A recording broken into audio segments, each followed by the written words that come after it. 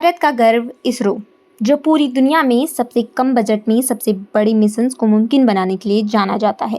एक ऐसी space agency जहां काम करना देश के करोड़ों युवाओं का सबसे बड़ा सपना होता है। लेकिन अचानक एक ऐसी खबर आती है जिसने सबको चौंका दिया। खबर यह थी कि इसरो के 100 से ज़्यादा अनुभवी वैज्ञानिकों ने एक साथ अपने पदों से इस्तीफा दे दिया। ये वो लोग थे जो गगनयान जैसे भारत की पहली मानव अंतरिक्ष मिशन और चंद्रयान जैसे बेहद महत्वपूर्ण प्रोजेक्ट्स की रीढ़ माने जाते थे।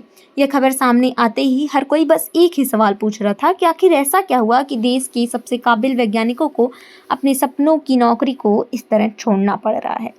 इस पूरे मामले के पीछे का सबसे बड़ा कारण है भारत में प्राइवेट स्पेस सेक्टर का तेजी से उभरना। पिछले कुछ सालों में भारत सरकार ने अंतरिक्ष के क्षेत्र को निजी कंपनियों के लिए खोल दिया है, जिससे देश में स्काई रूट और अग्निकुल जैसी नई स्पेस स्टार्टअप्स खड़ी हो गई हैं।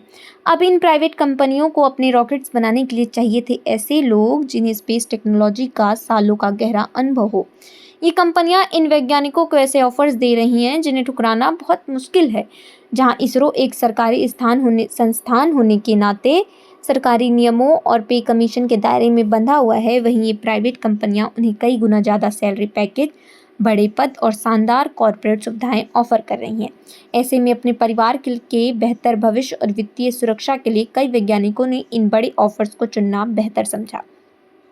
लेकिन बात सिर्फ पैसों की नहीं है, इसके पीछे एक और बहुत बड़ी वजह है, भारी वर्क प्रेशर और काम करने का माहौल। चंद्रयान, आदित्य L1 और अब गगनयान जैसे मिशंस की वजह से इसरो के वैज्ञानिकों पर हर वक्त एक के बाद एक नई डेडलाइंस और काम का ज़बरदस्त मानसिक दबाव रहता है।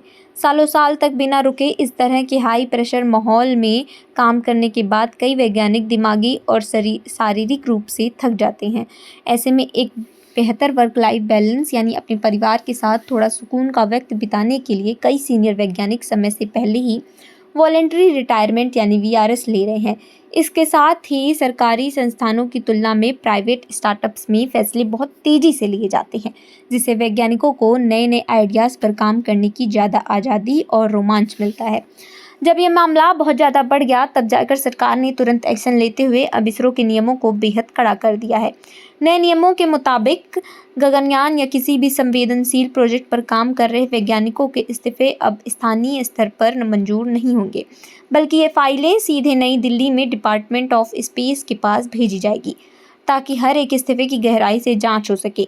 लेकिन यहाँ सोचने वाली बात यह है कि क्या सिर्फ नियमों को कड़ा कर देने से हम अपने देश के इन अनमोल हीरों को रोक पाएंगे? जब ये वैज्ञानिक दिन रात एक करके पूरी दुनिया में भारत का तिरंगा ऊंचा करते हैं, तो क्या यह हमारी जिम्मेदारी नहीं बनती कि उन्हें मिलने वाली सैलरी, सुविधाएं और काम का माहौल भी दुनिया के सबसे बेहतरीन स्तर का हो? आपकी इस पूरे मामले पर क्या राय है? कमेंट्स में ज़रूर बताइएगा।